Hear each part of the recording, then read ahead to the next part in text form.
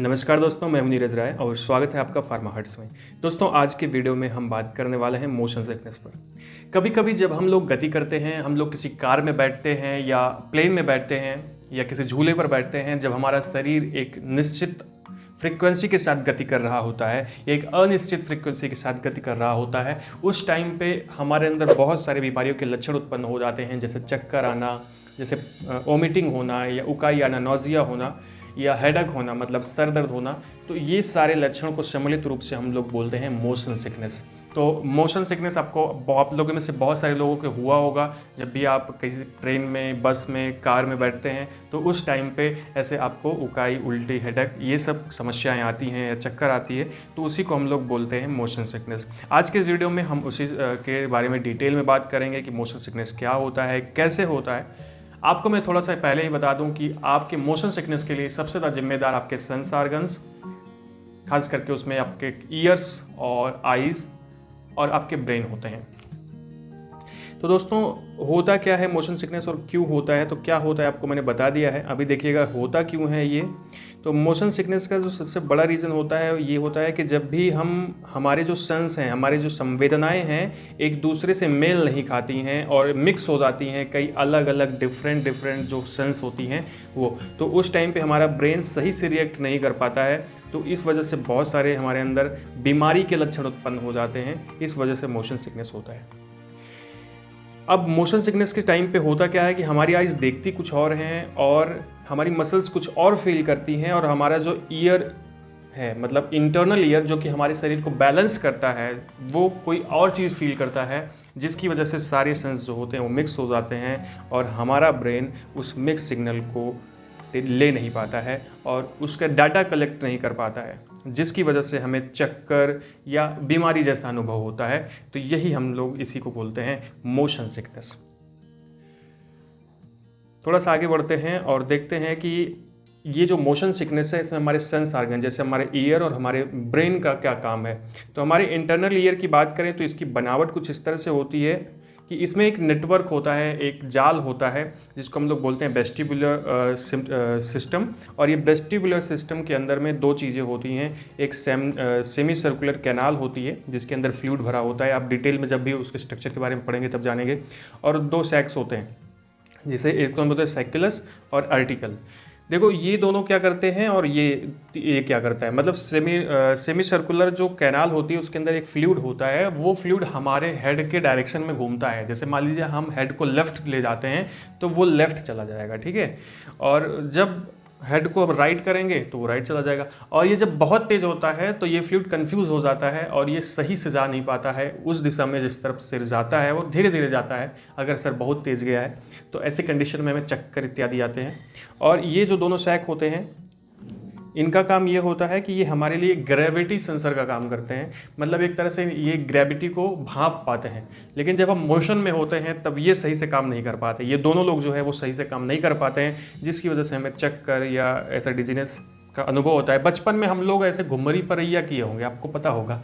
मतलब उसको क्या बोलते हैं, ऐसे एक ही जगह पे खड़े होके हम लोग ऐसे गोल गोल घूमे होंगे, है ना। उस टाइम पे होता क्या था, उस टाइम पे हम लोग गिर जाते थे। जैसे खड़े होते थे तुरंत गिर जाते थे। वो इसका कारण क्या होता था, जो सेमी सर्कुलर कैनाल है उसमें जो फ्लूइड भरा होता है वो उसी की वजह से हम लोग गिर जाते थे, ठीक है। वो उसका पूरा बैलेंस करने का तरीका होता है। तो ये हमारे कान, हमारे ईयर्स जो होते हैं इस तरह से हमें बैलेंस करते हैं, ग्रेविटी को भांप करके। और वो फ्लूइड जो होता है हम जिस तरफ जाते हैं उस तरफ जा करके हमारे बॉडी को बैलेंस करता है। और हमारे ब्रेन का रोल ये होता है कि हमारा ब्रेन जो भी सेंस होती है उनका डाटा कलेक्ट करता है, उनका जितना भी डाटा होता है उसको कलेक्ट करता है, उसका एनालाइज करता है, फिर उस तरह से रिएक्ट करता है। लेकिन जब ये मिक्सड अप हो जाती हैं सारी सेंसेस तो ये हमारा ब्रेन कंफ्यूज हो जाता है कि हमें करना क्या है। तो फिर हमें चक्कर ये सब आने लगता है, हमारा अपने ऊपर से बैलेंस खो जाता है, ठीक है। और हमारे शरीर के अंदर बहुत सारी चीज़ें उल्टी सीधी होने लगती हैं। ये होता कब है, जब हम कार में होते हैं, बस में होते हैं, ट्रेन में होते हैं, प्लेन में होते हैं, या ऐसे बहुत तेज़ी से मोशन कर रहे होते हैं। झूले में भी बहुत सारे लोगों को चक्कर आता है, पलटी होती है। तो ये सारी समस्या हो सकती है। अब एक चीज़ आपको ध्यान देना चाहिए कि ये यहाँ पे एक नोट लिखा है, ध्यान दीजिए कि ये सभी के अंदर हो सकता है, आपको पता है सभी के अंदर हो सकता है, लेकिन जो मोस्ट कॉमन होता है वो प्रेग्नेंट वुमेन के अंदर ज़्यादा होता है, ठीक है। ये समस्या ज़्यादा हो सकती है। कुछ कॉमन सिम्टम्स की बात करें तो डिजीनेस मतलब चक्कर आना, आपके स्लाइवा का प्रोडक्शन बढ़ जाता है, जैसे आपको लगता है कि मुंह में पानी आ रहा है और फिर पलटी की संभावना भी रहती है।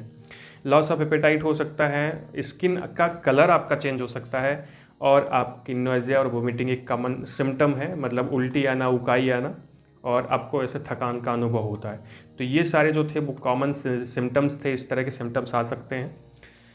नेक्स्ट, कैसे हम इसको प्रिवेंट कर सकते हैं, कैसे आप इसको रोक सकते हैं। तो सबसे पहली चीज़, जब आप किसी कार में बैठे हैं और आपको ऐसे लग रहा है कि आपको ऐसा कुछ अनुभव हो रहा है कि हमें मोशन सिकनेस वाला कुछ अनुभव हो रहा है, जैसे मान लीजिए में चक्कर आ रहा है या ऐसे कुछ होगा, तब आप एक काम करिए, रिलैक्सली बैठ जाइए, मतलब रिलैक्स करके बैठिए और किसी एक चीज़ पर जो कि स्टेबल हो उस पर फोकस कर लीजिए। ठीक है, मतलब किसी एक चीज़ पे अपने आइज़ को फोकस कर दीजिए, सांस गहरी लीजिए और किसी एक स्टेबल ऑब्जेक्ट को ही देखिए। जैसा मैंने अभी कहा, अल्कोहल को अवॉइड करें, अल्कोहल मत पिए, वैसे भी नहीं पीना चाहिए। और जब भी आप कहीं जा रहे हैं, ट्रेवलिंग कर रहे हैं, तो खाना कम खाइए, लेकिन एक चीज़ ध्यान रहे कि भूखे मत जाइए, व्रत रह के मत जाइए। कहने का मतलब भूखे जाएंगे तब भी आपको ये समस्या आ सकती है। स्मोकिंग बिल्कुल ना करें ड्राइविंग के समय या चलते समय, और रीडिंग को अवॉइड करें, उससे ध्यान एक जगह एकाग्रचित होता है और फिर हमारा एक्चुअली रीडिंग करते समय हम वो स्टेबिलिटी नहीं पा सकते हैं, जो स्टेबिलिटी हम किसी एक चीज़ पे फोकस करने पे पाते हैं। तो रीडिंग को अवॉइड करना चाहिए। तो ये कुछ था कि हम कैसे प्रिवेंट कर सकते हैं। अभी हम बात करते हैं कि home remedies, natural home remedies क्या होती हैं, कैसे हम बच सकते हैं।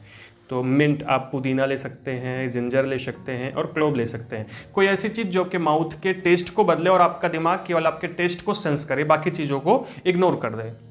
तो ऐसी चीज़ें आप ले सकते हैं। ये आप यूज़ कर सकते हैं जब भी आप कहीं कार में बैठ के जा रहे हैं। बात करते हैं ट्रीटमेंट की या मेडिकेशन की। तो मैं आपको सबसे पहले क्वेश्चन बता दूं कि जब भी आप ट्रीटमेंट लें तो बिना डॉक्टर की सलाह के ना लें, बिना डॉक्टर के प्रिस्क्रिप्शन के ना लें। केवल आप YouTube पे वीडियोस देख के आप ट्रीटमेंट नहीं ले सकते हैं, तो खुद का ट्रीटमेंट खुद ना करें। सेल्फ मेडिकेशन आपके लिए हानिकारक हो सकता है। नॉर्मल अगर आपको छोटी मोटी बीमारी है तो आप ले सकते हैं, इसमें आप ले सकते हैं, कोई दिक्कत नहीं है। मैं आपको एक दवा बता रहा हूँ, एवोमीन। अगर आपको एवोमीन कारगर दवा है, आप कहीं ट्रेवलिंग करने के पहले अगर आपको ऐसे उल्टी आती है, पलटी आती है, आधे घंटे पहले खा सकते हैं, कोई प्रॉब्लम नहीं आएगी। तो इसको पोलामीन, एबोमीन, साइक्लिजीन, डाइमेनहाइड्रेट, ठीक है।